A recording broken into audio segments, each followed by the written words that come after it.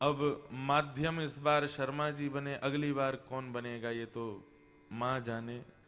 लेकिन चाहे शर्मा जी माध्यम बने चाहे कोई और माध्यम, पर मुख्य माध्यम तो दोनों मां जो ऊपर विराज रही हैं वे ही हैं।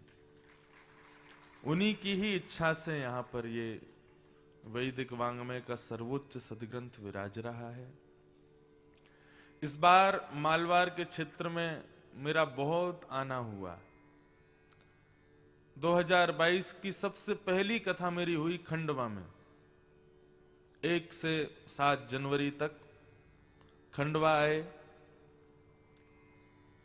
उसके बाद फिर अप्रैल के महीने में, शायद अप्रैल में या जून में, अप्रैल में इंदौर में कथा हुई। और उसके बाद अब कथा का विश्राम, इस वर्ष का विश्राम भी यहीं हो रहा है। तो बड़ा आनंद था कि मां नर्मदा, शिप्रा, चामुंडा, तुलजा भवानी, ओमकारेश्वर, महाकाल की ये भूमियां हैं। और इस वर्ष 2022 में इस भूमि की बड़ी कृपा रही मुझ पर। प्रारंभ भी इस वर्ष का इसी भूमि से हुआ, मध्य भी इस वर्ष का इसी भूमि पर रहा, और अब विश्राम भी इसी भूमि पर हो रहा है। और आपको एक बात जानकर के शायद हर्ष हो, मुझे तो बड़ा होता, आपको होगा कि नहीं पता नहीं, लेकिन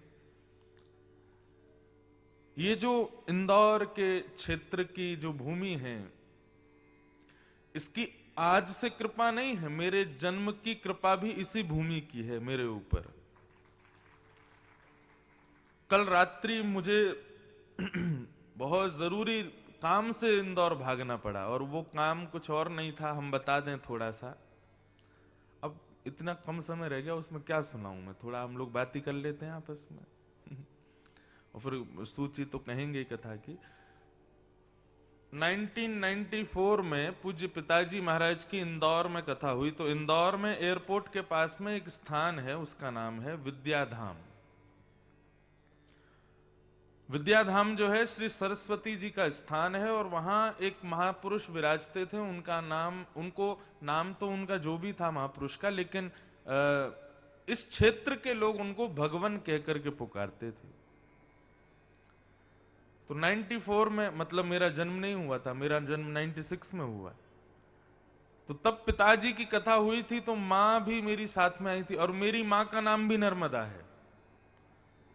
तो वैसे ही इस क्षेत्र की कृपा तो मुझ पर होनी ही है।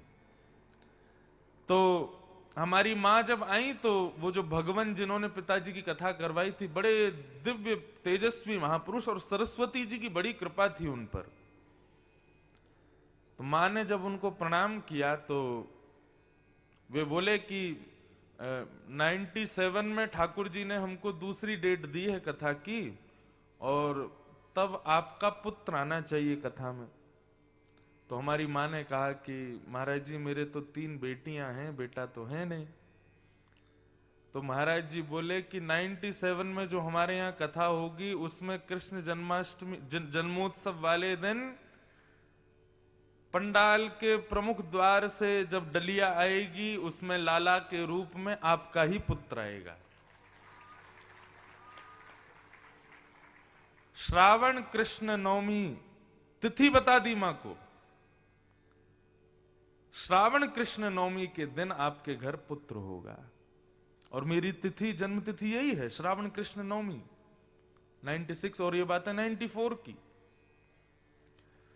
तो जब मेरा जन्म हुआ, तो पूज्य माताजी पिताजी दोनों का ये भाव रहा कि हमको जो ये पुत्र प्राप्त है, ये इंदौर में जो विद्याधाम है वहां की कृपा प्रसादी है।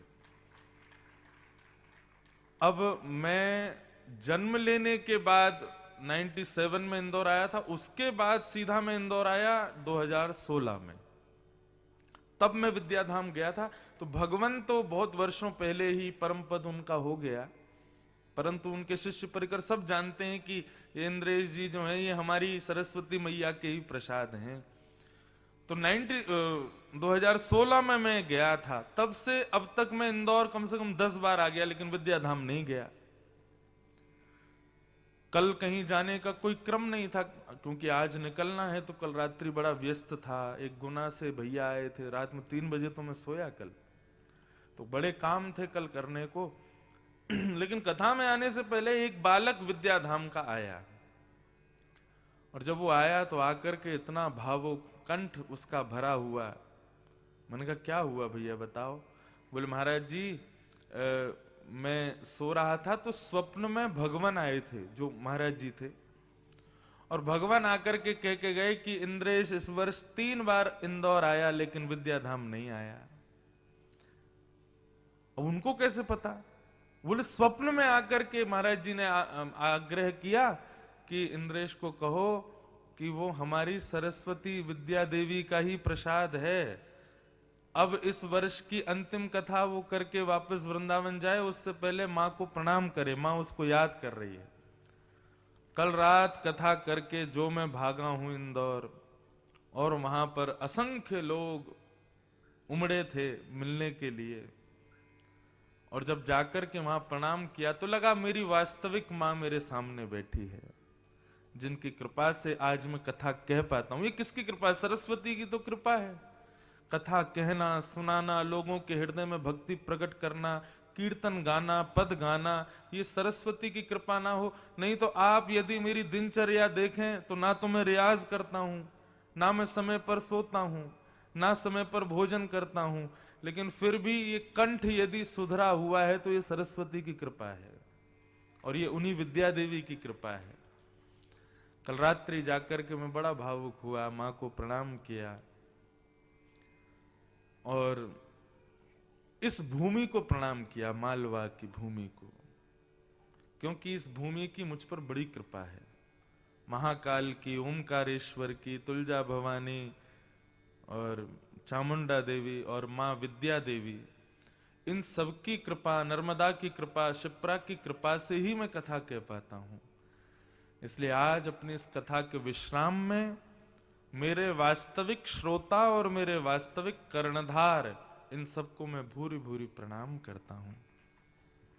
और आप सब जो यहाँ के निवासी हैं, आप सबको भी मैं बहुत बहुत वंदन करता हूं।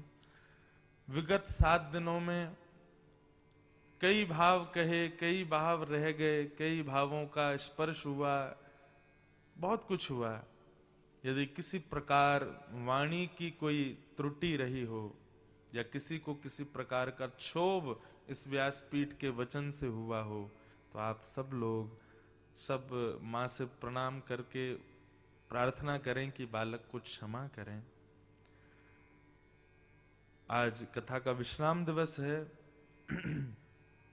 अधिकतर कथाओं के विश्राम दिवस में ऐसी भागदौड़ में ही रहता हूं, क्योंकि अगले किसी कार्यक्रम में या कहीं पहुंचना होता है।